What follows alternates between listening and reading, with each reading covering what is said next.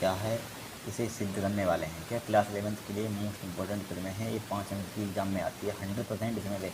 या समांतर अक्षों की प्रमेय, या लंबवत अक्षों की प्रमेय, या कार्य ऊर्जा प्रमेय, इन तीनों में से एक तो 100% आती ही आती है एग्जाम। पिछले साल का जब एग्जाम पेपर उठाकर देखेंगे हम तो उसमें मिलेगी ये। तो यहाँ पर क्या है, समांतर अक्षों की प्रमेय क्या है, इसे सिद्ध कीजिए। ठीक है, इस टाइप से क्वेश्चन आएगा, या इस टाइप से आ सकता है क्वेश्चन, समांतर अक्षों की प्रमेय के कथन लिखिए और इसे सिद्ध कीजिए। बस सिद्ध करने के लिए 100% है, कथन आपको मालूम होना चाहिए और सिद्ध करना। तो यहाँ पर कथन आपको याद करने की जरूरत नहीं, जिस टाइप से हम समझा रहे हैं आपको समझना है, फिर याद कुछ नहीं करना है। ठीक है, रटना नहीं है। तो यहाँ पर सबसे पहले हमारे पास एक बॉडी हमने ले ली, क्या ले लिए, बॉडी ले लिए, हमने मान लिया है। ठीक है, बॉडी ले ली। तो यहाँ पर आप टेढ़ी मेढ़ी किसी टाइप से बना सकते हैं, किसी टाइप से टेढ़ी मान लीजिए किसी टाइप से बना सकते हैं। और हमने 2 लाइनें खींची, पी की खींच दी, एक ए बी खींची। देखिए लाइनें आपस में क्या है, पैरेलल है। यहाँ पर देखिए पैरेलल है, यहाँ पर समांतर रेखा, तो इसीलिए कहा गया समांतर अक्षों की प्रमेय क्या है। समांतर अक्षों समांतर रेखाएं खींचकर यहाँ पर क्या खींचनी है, हमें करनी है, इसको प्रूफ करना है यहाँ पर। तो यहाँ पर देखिए समांतर अक्षों की प्रमेय क्या है, जैसे देखिए तो समांतर रेखा ले ली, पी क्यू ले ली हमने, एक ए बी ले ली, कर ली एक पी क्यू, एक ए बी ले ली। ठीक है, इनकी 2 समांतर रेखाओं के बीच की दूरी हमने डिस्टेंस, दूरी को कहते हैं इंग्लिश में डिस्टेंस। यहाँ से यहाँ तक की डिस्टेंस हमने कितनी ले ली, एक्स डी। आप कुछ भी मान सकते हैं, आपकी मर्जी, बाई मान सकते हैं, कुछ भी मान सकते हैं, डिस्टेंस डी मान सकते हैं। ठीक है, कोई दिक्कत नहीं होती है। हमने एक्स मान ली, यहाँ पर क्या मान ली, एक्स मान ली। ठीक है, एक्स मान ली हमने। और देखिए यहाँ पर क्या करेंगे हम, फिर देखिए यहाँ पर हमारे पास क्या होगा, द्रव्यमान केंद्र होगा, मान लिया हमने। ठीक है, सी ओ एम का मतलब क्या होता है, सी ओ एम यानी कि सेंटर ऑफ मास। इसका मतलब क्या है, सेंटर ऑफ मास, मतलब इंग्लिश में कहते हैं सेंटर ऑफ मास, हिंदी में कहते हैं द्रव्यमान केंद्र। तो यहाँ पर सेंटर ऑफ मास हमने मान लिया, सेंटर ऑफ मास क्या मान लिया, द्रव्यमान केंद्र। और यहाँ से यहाँ तक क्या मान लिया हमने, यहाँ पर द्रव्यमान हमारे पास एम है। क्या है यहाँ पर द्रव्यमान, क्या है फिगर में, क्या है, द्रव्यमान यहाँ पर हमने मान लिया। ठीक है, यहाँ पर क्या मान लिया, द्रव्यमान मान लिया यहाँ पर। अब यहाँ इतनी यानी कि सेंटर ऑफ मास से द्रव्यमान की मास तक की दूरी यहाँ पर क्या है हमारे पास, आर है। यहाँ पर क्या है, आर है। ठीक है, यहाँ पर कण मान लिया, कोई द्रव्यमान है हमारे पास, क्या है, कण क्या है, द्रव्यमान है। यहाँ पर इसकी दूरी आर मान ली, यहाँ से यहाँ तक की दूरी एक्स मान ली। ठीक है, समझ लिया। यहाँ पर क्या सेंटर मास, कुछ नहीं, माना हुआ लिख रहा, माना लिख सकते हैं। यहाँ पर हमारे पास क्या एक पिंड है, इसे बोल सकते हैं बॉडी है। यहाँ पर क्या है, और यहाँ पर क्या है, पी की रेखा है, जे बी है लेकर रेखा, जिसके बॉडी के बीच में सेंटर मास है। क्या सेंटर मास है। अब यहाँ एक बॉडी के यहाँ एक पिंड रखा हुआ है, पिंड में तो एक कण रखा हुआ है, उसका मास क्या है, यम है। इनकी सेंटर ऑफ मास और मास की कण तक की दूरी कितनी है, क्या कण तक की दूरी कितनी है, पार्टिकल की दूरी कितनी है, आर है। क्या है, आर है यहाँ पर। ठीक है, इसके बीच की दूरी पी की और ए बी के बीच की दूरी कितनी है, रेखा एक्स है यहाँ पर। ठीक है, माना लिख रहा है। और समझिए इसका कथन यहाँ पर क्या बोला गया, समांतर अक्षों की प्रमेय क्या है। तो यहाँ पर देखिए समझिए, आपको सिर्फ याद नहीं करना है, इसको क्या करना है, लर्न नहीं करना है। सिर्फ क्या करना है, यहाँ पर आपको इसको याद रखना है, आई पी क्यू बराबर आई ए बी, इसको लर्न करना है, सिर्फ इसको नहीं याद करना है। क्या आई पी क्यू बराबर क्या होता है, इसका मैथमेटिकल फॉर्म क्या होती है, आई पी क्यू यानी गणितीय व्याख्या, इसको इतना ही प्रूव करना। आई पी क्यू बराबर क्या होता है, आई ए बी प्लस के एम एक्स स्क्वायर, इतना लर्न करना है। क्या होती है, आई पी क्यू बराबर I A B plus M Q square, इसीलिए डेफिनेशन बन जाएगी, कथन बन जाएगा। आई पी क्यू बराबर क्या होता है, I A B plus M X square. देखिए समझिए इसका कथन किस टाइप से बनाएंगे हम यहाँ पर। क्या हमारे पास आई पी क्यू बराबर क्या है, आई ए बी प्लस आई इनकी एम एक्स स्क्वायर। देखिए हमारे पास क्या आई, जहाँ क्या है, आई समझ लीजिए क्या है, आई क्या होता है हमारे पास, जड़त्व आघूर्ण होता है। क्या होता है, मूवमेंट ऑफ इनर्शिया, जिसे कहते हैं मूवमेंट ऑफ इनर्शिया, इंग्लिश में कहते हैं मूवमेंट ऑफ इनर्शिया, जड़त्व आघूर्ण। ठीक है, आई क्या है, जड़त्व आघूर्ण है। एम क्या है हमारे पास, यहाँ द्रव्यमान है। क्या है, द्रव्यमान। ठीक है, द्रव्यमान। इतना समझे। एक्स क्या है, डिस्टेंस है, दूरी है, बता चुके हैं। एक्स क्या है, दूरी है। एक्स क्या है, दूरी है। ठीक है, देखिए इसको डेफिनेशन किस टाइप से बनाएंगे, लिखेंगे इस प्रमेय के अनुसार किसी अक्ष पी क्यू, एक पी क्यू हमारे पास अक्ष है, यहाँ से यहाँ पे क्या है, किसी अक्ष पी क्यू। ठीक है, किसी अक्ष पी क्यू। ठीक है, पी क्यू। और क्या लिखेंगे यहाँ पर, पी क्यू का जड़त्वाघूर्ण, आई सो जड़त्वाघूर्ण, किसी अक्ष पी क्यू का जड़त्वाघूर्ण। और क्या लिखेंगे, किसी अक्ष पी क्यू का जड़त्वाघूर्ण, दूसरी अक्ष हमारे पास क्या है, दूसरी अक्ष यानी कि आई ए वी लिख सकते हैं। दूसरी अक्ष मतलब आई ए वी, ए वी दूसरी अक्ष आई ए वी का जड़त्वाघूर्ण, क्या जड़त्वाघूर्ण, जड़त्वाघूर्ण दूसरी अक्ष यानी कि आई ए वी का जड़त्वाघूर्ण। फिर क्या लिखेंगे, द्रव्यमान केंद्र। और क्या लिखेंगे, दोनों अक्षों के बीच की दूरी, यानी कि यहाँ से अक्ष की दूरी, यहाँ से यहाँ तक काउंट करेंगे, यहाँ से यहाँ तक दोनों अक्षों के बीच की दूरी, यानी कि बीच की दूरी कुल निकालेंगे, बीच की दूरी और क्या लिखेंगे, दोनों अक्षों के बीच की दूरी का वर्ग। क्या करेंगे, वर्ग क्या गुणनफल के जोड़ के बराबर होती है, एक ही होती है समांतर अक्षों की तरह। देखिए क्या लिखा हुआ है हमने, यानी किसी अक्ष पी क्यू का जड़त्वाघूर्ण, पी क्यू का यानी कि पी क्यू का जड़त्वाघूर्ण ठीक है। दूसरी एच हमारे पास क्या है यहाँ पर, ए वाली एच है, ए आई ए बी। दूसरी एच द्रव्यमान केंद्र हमारे पास क्या यहाँ पर है, द्रव्यमान केंद्र। और दोनों अक्षों के बीच की दूरी के वर्ग के गुणनफल के, यानी कि इनके दोनों अक्षों के बीच की दूरी क्या है यहाँ पर, एक्स है। यहाँ पर क्या है, एक्स है। यहाँ पर दोनों अक्षों के बीच की दूरी का, इनकी बीच की दूरी का गुणनफल जोड़ के बराबर होता है। गुणनफल इनकी दोनों अक्षों के बीच की दूरी का गुणनफल है यहाँ पर, देखिए गुणनफल, इसका मतलब क्या है, गुणनफल जोड़ के एक बराबर जोड़ लिखा हुआ क्या होती है, आई पी के बराबर क्या होती है, आई ए बी प्लस के एम एक्स स्क्वायर।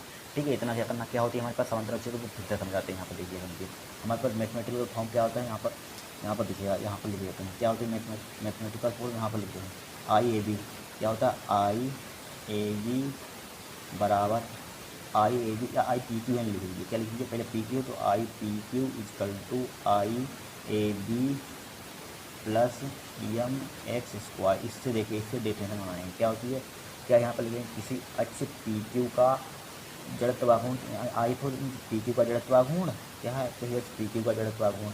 तो दूसरी अक्ष हमारे पास क्या है, दूसरी अक्ष ए बी का जड़त्वाघूर्ण, क्या लिखेंगे, दूसरे अक्ष ए बी का जड़त्वाघूर्ण क्या है, जड़त्वाघूर्ण। अगर दोनों अक्षों के बीच की दूरी, दोनों अक्षों के बीच की दूरी लिख लेंगे यहाँ पर, क्या लिख लेंगे, द्रव्यमान, तो द्रव्यमान क्या है, द्रव्यमान संतरा दोनों अक्षों के बीच की दूरी के, इनकी दोनों अक्षों के बीच की दूरी के गुणनफल के बराबर होता है, जोड़ के बराबर होती है। क्या होती है समांतर अक्षों की, फिर मैं फिर किसी अक्ष पी क्यू, क्या किसी अक्ष पी क्यू का जड़त्वाघूर्ण दूसरी या किसी दूसरे अक्ष तथा द्रव्यमान मतलब क्या है हमारे पास यम है, द्रव्यमान के केंद्र यहाँ पर का द्रव्यमान केंद्र मान सकते हैं यहाँ पर, द्रव्यमान के केंद्र और दोनों अक्षों के बीच की दूरी के बीच की दूरी के वर्ग के बीच की दूरी क्या है, वर्ग के, वर्ग लगाओ, इसका मतलब क्या होता है, वर्ग के गुणनफल के जोड़ के बराबर होता है। क्या होती है हमारे पास, समांतर अक्षों की प्रमेय होती है। ठीक है, अब यहाँ पर लिख देंगे, आप एग्जाम में स्टार्ट करेंगे, किसी अक्ष पी क्यू का जड़त्वाघूर्ण किसी दूसरी अक्ष का द्रव्यमान केंद्र क्या सी है, द्रव्यमान केंद्र, और दोनों अक्षों के बीच की दूरी के वर्ग के गुणनफल के जोड़ के बराबर होता है। ठीक है, अब सिद्ध करेंगे, देखिए सिद्ध क्या करेंगे हम यहाँ पर देखिए, यानी कि अक्ष पी क्यू यहाँ से, यानी कि अक्ष पी क्यू से, यानी कि पार्टिकल क्या हमारे पास एम है, पार्टिकल का मूवमेंट यहाँ से यहाँ तक का मूवमेंट ऑफ इनर्शिया निकाल लेंगे हम, हमारे पास सिद्ध हो जाएगी, प्रूफ हो जाएगी फिर में। तो यहाँ पर लिखेंगे, क्या लिखेंगे यहाँ पर देखिए, यहाँ पर लिखेंगे क्या लिखेंगे, करेंगे यहाँ इतना डेफिनेशन लिख लेंगे। ठीक है, आपको इसको सिद्ध करेंगे, यहाँ पर क्या करेंगे, प्रूफ करेंगे, यहाँ पर प्रूफ, देखिए प्रूफ करेंगे, इसको प्रूफ करेंगे, क्या करेंगे यहाँ पर प्रूफ। तो यहाँ पर लिखेंगे, सबसे पहले फार्मूला को लर्न कर लेना, क्या लिखते हैं, जड़त्वाघूर्ण का फार्मूला क्या होता है, मूवमेंट ऑफ इनर्शिया जिसे कहते हैं, एम आर स्क्वायर। ठीक है, इसको आपको याद कर लेना फार्मूला, इसको याद है तो आप प्रमेय चुटकियों में सिद्ध कर देंगे। आई बराबर क्या होता है, एम आर स्क्वायर होता है। ठीक है, तो यहाँ पर लिखेंगे, क्या लिखेंगे, यहाँ पर हमें इतना सिद्ध करके लाना है, जो लिखा था हमने स्टेटमेंट लिखा था, यहाँ पर क्या करना लिखा था, यहाँ पर स्टेटमेंट लिखा था, इसको हमें क्या करना है, शुद्ध करके लाना है, इसको सिद्ध करके दिखाना है। यही क्या होती है हमारे पास समांतर अक्षों की प्रमेय होती है, आई पी क्यू बराबर I A B plus M X square, इस तरह हमें प्रूफ करके क्या करना है, लाना है। क्या होती है हमारे पास समांतर अक्षों की प्रमेय होती है। तो यहाँ पर लिखेंगे, क्या लिखेंगे, तब लिखेंगे, तब अक्ष पी क्यू अक्ष क्या हमारे पास पी क्यू, देख लीजिए पी क्यू से उस कण या पार्टिकल लिख सकते हैं, उस कण मतलब कण के हमारे पास यम है, क्या पार्टिकल यम, यहाँ से यहाँ तक की कण का मूवमेंट ऑफ कण का द्रव्यमान, कण का जड़त्वाघूर्ण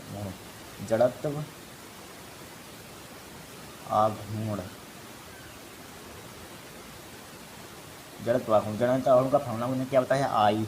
तो आई, अब यहाँ पर निकाल कर अक्ष पी क्यू लिख रहे हैं, तो यहाँ पर पी क्यू लिख लीजिए बराबर एम आर स्क्वायर, तो एम लिख लीजिए, आर स्क्वायर कहाँ से लेंगे, यहाँ पर क्या लिखा है, अक्ष पी क्यू से उस कण का जड़त्वाघूर्ण, अक्ष पी क्यू मान लीजिए यहाँ से यहाँ तक अक्ष पी क्यू से उस कण हमारे पास क्या, यहाँ से यहाँ तक का हम जड़त्वाघूर्ण निकालना है। तो हमारे पास एम क्या है, कांस्टेंट वैल्यू, तो ये क्या है हमारे पास डिस्टेंस, दूरी बता चुके हैं आपको, लिखा था क्या है, दूरी है हमारे पास। तो दूरी यहाँ से यहाँ तक दूरी आर है, और यहाँ से यहाँ तक दूरी एक्स है। तो यहाँ से यहाँ तक दूरी क्या हो जाएगी बताइए, यहाँ क्या हो जाएगी, यहाँ से यहाँ तक दूरी आर है, और यहाँ से यहाँ तक दूरी डिस्टेंस क्या है, एक्स है। तो यहाँ से यहाँ तक डिस्टेंस क्या हो जाएगी बताइए, यहाँ क्या हो जाएगी, यानी कि एक्स प्लस आर हो जाएगी, क्या हो जाएगी, एक्स प्लस आर, इतनी और इतनी दूरी क्या हो जाएगी, एक्स प्लस आर हो जाएगी। ठीक है, तो एक्स प्लस आर लिख लेंगे, क्या लिख लेंगे, एक्स प्लस आर का इस पर स्क्वायर लगा हुआ, स्क्वायर लिख लीजिए, ठीक है स्क्वायर। अब आपको फार्मूला लर्न कर लेना है। यहाँ पर हम यहाँ पर क्या समेसन लगा देंगे, यहाँ पर पूरे का निकाल लेंगे। इसका मतलब क्या होता है योग, योग मतलब कि पूरे के लिए, ठीक है। यहाँ पर समेसन लगा देंगे अपने पास से। समेसन का मतलब क्या होता है आई पी के बराबर summation M X plus R square. अपने पास से क्या लगा लेंगे समेसन लगा देंगे। समेसन का मतलब क्या होता है जोड़ होता है, योग होता है, ठीक है।